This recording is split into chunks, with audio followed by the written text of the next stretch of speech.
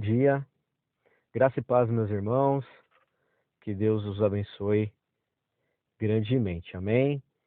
Sou o professor Ricardo e graças a Deus aí com a oportunidade e privilégio de estarmos juntos aí novamente e hoje com a responsabilidade na exposição do livro de Filipenses, capítulos 1, 2, 3 e capítulo 4, e que Deus venha nos abençoar grandemente, amém? Filipenses capítulo 1, amados irmãos, vimos que esta é uma carta pessoal aos filipenses, na qual Paulo escreveu. E não tinha o propósito de circular, entre as demais igrejas, como foi feito, as cartas de Efésios. Paulo queria agradecer aos crentes por tê-lo ajudado quando precisou. Também ele desejava contar-lhes como podia estar tão cheio de alegria, apesar de sua prisão e do seu julgamento, que seria ali iminente. Nessa carta tão abençoada, irmãos, Paulo aconselha os filipenses a serem humildes e unidos, e os adverte contra os potenciais problemas futuros, como vimos aí já no início do capítulo 1. Entre os versos 4 e 5, vimos que esta é a primeira das muitas vezes que Paulo usa a palavra alegria em sua carta. Os filipenses eram lembrados com alegria e ações de graça todas as vezes que Paulo orava. Ao ajudar Paulo, estavam também ajudando a causa de Cristo. Os filipenses estavam dispostos a serem usados por Deus para tudo aquilo que ele precisasse. Os filipenses haviam conhecido as boas novas cerca de 10 anos antes da visita de Paulo e seus companheiros a Filipos. Isso provavelmente aí durante a segunda viagem missionária de Paulo. E ali, irmãos, eles fundaram a igreja. Quando Paulo diz que os filipenses cooperaram com as boas novas, estava indicando sua valiosa contribuição para a divulgação da mensagem divina. Eles haviam contribuído por ações quando Paulo esteve em Filipos e por seu suporte financeiro quando Paulo foi encarcerado. Dos versos 7 e 8, ao dizer minhas algemas ou minhas prisões, Paulo estava provavelmente se referindo à sua prisão em Filipos. Nos versos 13 e 14, deste mesmo capítulo 1, Paulo fala sobre sua prisão em Roma. Em qualquer lugar onde estivesse, mesmo na prisão, o apóstolo pregava fielmente as boas novas. Paulo, os irmãos, sentiu a vontade de rever seus amigos cristãos de Filipos. Seu amor e afeto por eles estavam baseados não só nas experiências do passado, mas também na unidade que os crentes alcançam e alcançaram, pelo amor a Cristo. Todos os cristãos são parte da família de Deus, portanto, participam igualmente do poder transformador do seu amor. E Paulo tinha muito amor por esses irmãos. Nos versos 10, vimos Paulo orando para que os filipenses alcançassem a capacidade de diferenciar o certo e o errado, o bem e o mal, o vital e o trivial. Devemos pedir, irmãos, discernimento moral a Deus a fim de conservarmos nossos valores cristãos, bem como os morais.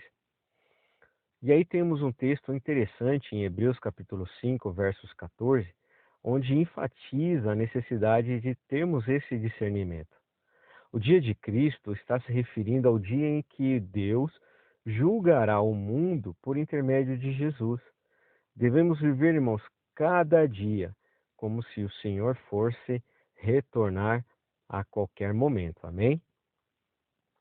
Versos 12 a 14. O fato de estar em uma prisão leva muitas pessoas a se entristecerem e a desistirem. Mas Paulo considerava essa situação como mais uma oportunidade de divulgar as boas novas de Cristo. Ele entendia que a atual circunstância não era tão importante quanto tudo aquilo que poderia fazer através dela, transformando uma situação adversa em vantagem.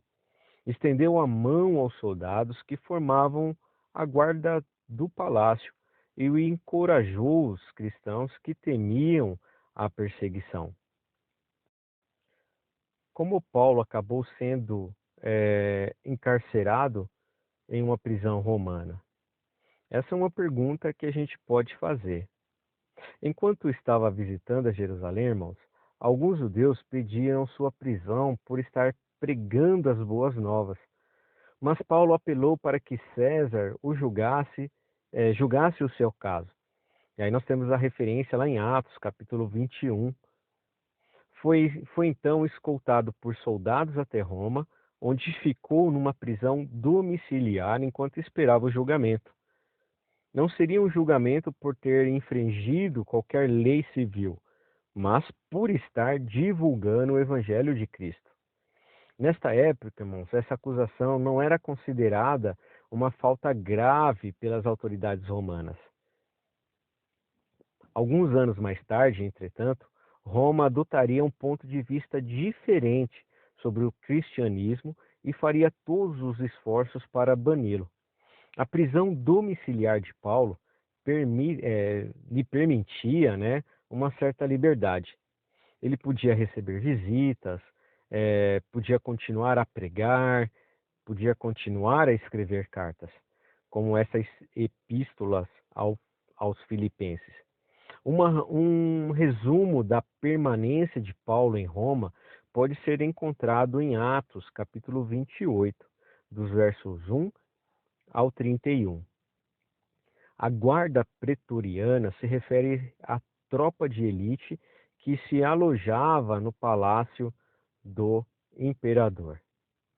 Versos 29 e finalizando o capítulo 1, Paulo considera um privilégio sofrer por Cristo, por causa de nossa natureza. Não consideramos o sofrimento um privilégio, mas se representarmos fielmente Cristo em nosso sofrimento, a nossa mensagem e exemplo, irmãos, afetarão positivamente tanto a nós como aos outros.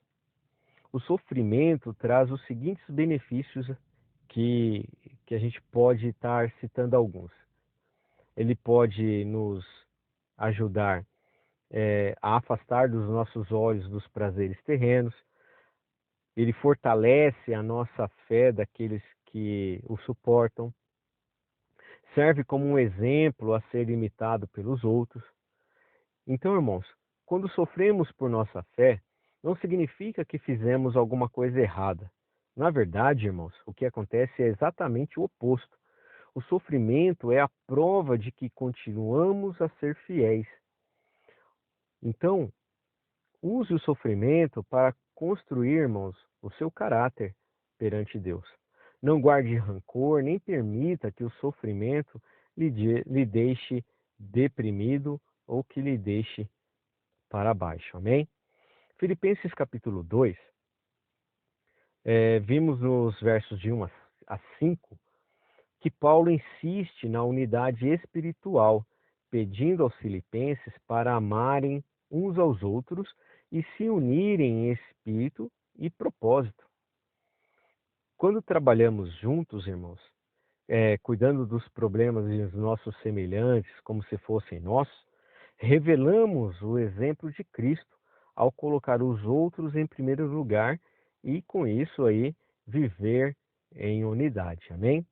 Versos 4. Filipos era uma cidade cosmopolitana e a composição da igreja refletia sua grande diversidade. O que eu quero dizer com isso, irmãos? Nessa igreja havia pessoas de vários níveis, de várias origens, de formação e também condições de vida. O capítulo 16 de Atos, irmãos, nos dá uma indicação da diversificada composição dessa igreja. Ela incluía tanto Lídia, uma judia convertida da Ásia, e uma mulher de negócios próspera. Capítulo 14, irmãos. capítulo 16 de Atos. Também mostra como uma menina escrava, provavelmente nascida na Grécia, além do carcereiro que servia nessa colônia do Império, talvez de origem romana, como vimos lá também em Atos capítulo 16. Com tantos membros de diferentes origens e formações, deve ter sido muito difícil manter essa união, porque eram pessoas distintas, diferentes uma das outras, e de vários exemplos, seja uma por origem, por formações ou às vezes condições de vida. Embora não existissem evidências de divisões na igreja, essa união precisava ser resguardada. Paulo aqui nos encoraja a nos resguardar contra qualquer forma de egoísmo, preconceito ou ciúmes, né, que podem levar à dissensão. Mostrar um interesse genuíno uns pelos outros sempre será, irmãos, um passo positivo para manter a unidade entre os cristãos. Capítulo 2, versos 8. A morte na cruz, ou seja, a crucificação, irmãos, era uma forma de pena capital que os romanos usavam para executar criminosos notórios. Era terrivelmente dolorosa e humilhante. Os prisioneiros, irmãos, eram pregados ou amarrados numa cruz e abandonados para morrer.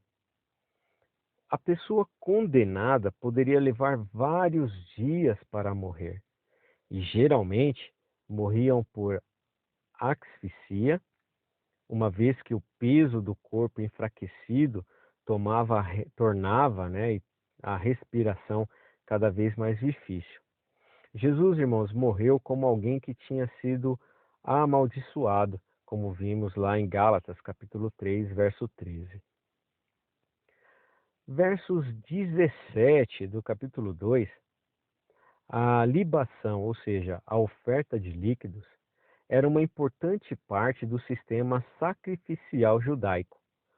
Para uma melhor explicação ou melhor entendimento, irmãos, os irmãos podem estar vendo lá em Números, capítulo 28, verso 7, onde fala e explica um pouco melhor sobre esse tipo de oferta. A igreja tinha pouca formação judaica e o termo libação pode estar se referindo ao vinho oferecido às divindades pagãs antes de importantes eventos públicos. Ou seja, Paulo aqui ele considerava que a sua própria vida era como um sacrifício. Versos 19, Timóteo estava com Paulo em Roma quando o apóstolo escreveu esta carta. Ele havia acompanhado Paulo em sua segunda viagem missionária, quando a igreja de Filipos foi fundada. Capítulo 2, versos 21, vimos que Paulo observava que a maioria dos crentes estava demasiadamente preocupada com suas próprias necessidades para dedicar algum tempo à obra de Cristo. E com isso, irmãos, fica uma lição para a gente hoje. Não deixar que os nossos compromissos, né, e as preocupações nos impeça de oferecer amor e serviço cristão às outras pessoas. Isso é muito importante. Versos 22. Assim como o trabalhador experiente e habilidoso treina um aprendiz, Paulo estava preparando Timóteo para dar prosseguimento ao ministério na sua ausência, ou em sua ausência. Versos 25, Epafrodito entregou a Paulo a oferta que lhe havia sido enviada pelos filipenses. Em seguida, retornou levando a carta de agradecimento de Paulo. Epafrodito pode ter sido um ancião de Filipos, que adoeceu enquanto estava com Paulo e voltou à sua casa assim que se recuperou. Seu nome só é mencionado na carta aos Filipenses. Versos 29 e 30 do capítulo 2, e encerrando o capítulo 2, O mundo, irmãos, exalta aqueles que são inteligentes, belos, ricos, poderosos. E com isso, irmãos, podemos nos fazer uma pergunta: que tipo de pessoa a igreja deveria homenagear? Paulo indica aqui, irmãos, que devemos honrar aqueles que dão a sua vida por amor a Cristo e que vão a lugares onde nunca poderíamos ir. E aí, irmãos, atualmente, vimos aí os nossos missionários fazerem isso, né, por nós e exercem esse ministério em lugares onde não poderíamos estar e que possamos estar orando pelos nossos amados irmãos missionários. Amém? Capítulo 3 de Filipenses, entre os versos 4 e 6. À primeira vista, irmãos, parece que Paulo está se gabando de suas realizações, mas na verdade, ele está fazendo o oposto quando mostra as conquistas humanas. Por mais surpreendentes que sejam, não podem levar uma pessoa à salvação e à vida eterna com Deus. Paulo tinha credenciais, irmãos, impressionantes. Ele tinha origem, nacionalidade, formação familiar, herança, ortodoxia no judaísmo, irmãos. Paulo pertencia à tribo de Benjamim, uma herança extremamente considerada pelos judeus. De sua tribo havia nascido o primeiro rei de Israel, Saul. As tribos de Benjamim e Judá foram as duas únicas tribos a retornar a Israel depois do exílio, como vimos lá em Esdras, capítulo 4. Nos versos 6, porque Paulo, um sincero e dedicado líder judeu, perseguia a igreja. Paulo, irmãos, pensava, assim como os líderes dessa instituição religiosa, que o cristianismo era uma crença herética e blasfema. Como Jesus não atendia às expectativas que tinham em relação ao Messias, Paulo presumiu que suas afirmações eram falsas e, portanto, perigosas. Além disso, irmãos, considerava o cristianismo uma ameaça política porque poderia romper a frágil harmonia entre os judeus e o governo de Roma. Nos versos 7, quando Paulo fala de o que para mim era ganho, ele está se referindo às suas credenciais, reputação e os seus sucessos. Depois de mostrar que poderia vencer os judaizantes conforme as regras e padrões deles, pois demonstravam orgulho, né, de sua identidade e realizações, Paulo mostrou que estavam errados, que estavam equivocados. Nos versos 8, depois que Paulo avaliou o que havia conquistado em sua vida, disse que tudo aquilo era perda, quando comparado à grandeza de conhecer a Cristo. Essa, irmãos, é uma profunda declaração a respeito de valores. O relacionamento de uma pessoa com Cristo é mais importante de qualquer outra coisa, irmãos. Conhecer a Jesus, irmãos, deve ser o nosso objetivo principal, se não dizer o nosso supremo objetivo, né? Que esse realmente seja o intuito do nosso coração. Nos versos 10 do capítulo 3, quando nos tornamos um em Cristo, por nossa confiança nele, experimentamos, irmãos, o poder que o ressuscitou dos mortos. Esse mesmo poder supremo nos ajudará a viver moralmente renovados e regenerados pela glória de Deus. Mas, perdão. Mas antes de podermos caminhar nessa nova vida, temos que morrer para o pecado. Assim como a ressurreição nos dá o poder de Cristo para vivermos por ele, sua crucificação registra a morte de nossa antiga natureza pecaminosa. Não podemos, irmãos, conhecer a vitória da ressurreição sem termos aplicado a crucificação à nossa vida pessoal. Assim como Cristo foi exaltado depois de sua ressurreição, nós também participaremos da sua glória. Paulo sabia, irmãos, que iria morrer em breve, mas tinha fé de que ressuscitaria para a vida. Versos 17 do capítulo 3, Paulo desafiou aos filipenses, irmãos, a imitarem a Cristo, usando o seu próprio padrão e exemplo. Isso certamente não quer dizer que deviam copiar tudo o que o apóstolo fazia, pois tinha acabado de afirmar que não era perfeito. Mas, assim como direcionava sua vida buscando ser semelhante a Cristo, os filipenses também deveriam imitá-lo. Vimos, irmãos, que nos evangelhos talvez ainda não tivessem sido divulgados. Portanto, Paulo não poderia pedir que lessem a Bíblia para que conhecessem mais a pessoa de Cristo. Assim sendo, restava-lhe pedir que o imitassem. E isso representa um testemunho de seu caráter como servo de Deus. Capítulo 13, entre os versos 17 a 21, Paulo criticava não só os judaizantes, mas também os cristãos comodistas e os autoindulgentes. Ou seja, aquelas pessoas que afirmavam ser cristãs, mas não viviam de acordo com o modelo de serviço e sacrifício de Cristo. Tais pessoas satisfazem os seus próprios desejos antes de pensar nas necessidades alheias. A liberdade em Cristo não significa liberdade para ser egoísta. Significa aproveitar todas as oportunidades para servir e se tornar a melhor pessoa possível. E aqui, irmãos, nesse texto, nesse trecho, nos dá aí um grande ensinamento, um grande aprendizado. Não é verdade?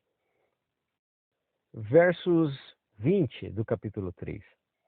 Os cidadãos filipenses tinham o mesmo direito e os mesmos privilégios dos cidadãos de Roma, porque Filipos era uma colônia romana.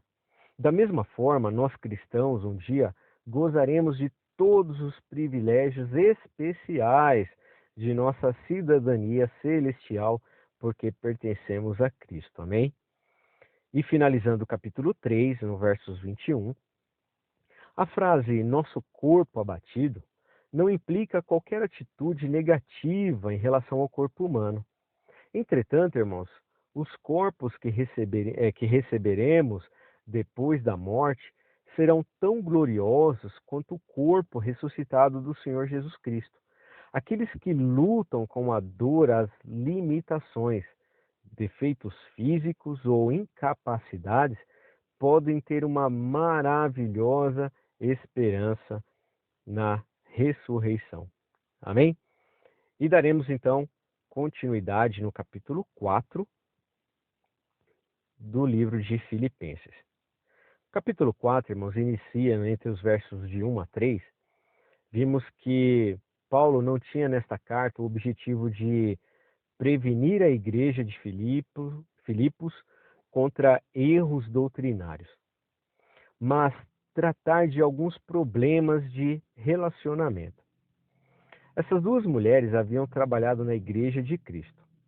A interrupção de seu relacionamento era um assunto importante, porque muitas pessoas vieram a ser crentes devido ao esforço delas. É possível crer em Cristo, trabalhar muito pelo seu reino e ainda assim ter problemas de relacionamento com os companheiros que estão envolvidos nessa mesma causa. Mas não existe desculpa, irmãos, para continuar sem a reconciliação. Amém? Verso 7. A paz de Deus é diferente da paz do mundo. A verdadeira paz, irmãos, não se encontra no pensamento positivo ou na ausência de conflitos ou nos bons sentimentos. Ela vem de saber que Deus está no controle de todas as coisas. Nossa cidadania no reino de Cristo, irmãos, está garantida. Nosso destino já foi determinado e podemos alcançar a vitória sobre o pecado por intermédio de Jesus Cristo. Amém? Capítulo 4, dos versos 10 a 14, Paulo sabia como permanecer contente, quer tivesse em abundância, quer estivesse passando necessidades. O segredo estava em aproveitar o poder de Cristo para obter a força necessária. Paulo podia viver com alegria porque compreendia, irmãos, a vida sob o ponto de vista de Deus. O apóstolo aqui, irmãos, se concentrava naquilo que era sua obrigação fazer, e não naquilo que pensava que deveria ter. Ele estabelecia corretamente, irmãos, as suas prioridades e era grato por tudo que Deus lhe havia concedido.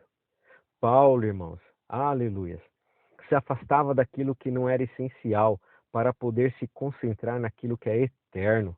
Olha que bênção. Os filipenses, irmãos, cooperavam financeiramente com Paulo enquanto ele estava na prisão. E aqui, irmãos, temos algo interessante. Naquela época, as prisões não eram como as de nossos dias. Os presos eram responsáveis por seu próprio sustento dentro das prisões. Aqueles que não tivessem o apoio de familiares ou amigos estavam sujeitos a morrer de fome ou por enfermidades, pois os cuidados médicos também não eram fornecidos. Versos 17. Quando ajudamos os necessitados, as nossas ofertas, irmãos, beneficiam tanto aqueles que as recebem, quanto a nós também. O que Paulo mais apreciou não foi a oferta dos filipenses em si, mas seu espírito de amor e de devoção. Versos 23, a igreja filipense era, de muitas maneiras, uma congregação modelo. Era constituída por diferentes tipos de pessoas que estavam aprendendo a trabalhar em conjunto. Mas Paulo, irmãos, reconhecia que poderiam surgir problemas. Por essa razão, em sua carta de agradecimento, ele prepara os filipenses para as dificuldades que poderiam surgir dentro de um grupo de crentes. Embora estivesse como prisioneiro em Roma, Paulo havia aprendido o verdadeiro segredo da alegria e da paz. E finalizando o capítulo 4, e também o livro de Filipenses. Imitar a Cristo, irmãos, e servir aos semelhantes. Esta é uma das grandes lições que Paulo nos ensina. Enfocando nosso pensamento em Cristo, aprenderemos, irmãos, a ter unidade, humildade, alegria e paz. Também nos sentiremos mais motivados a viver para Ele. Podemos, irmãos, viver para Ele sem receio, pois temos conosco a graça do Senhor Jesus Cristo. Amém?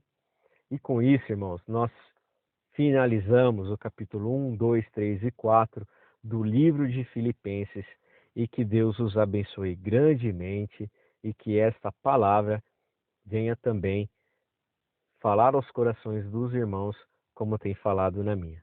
Deus os abençoe, meus amados irmãos, um forte abraço e até o próximo livro. Amém?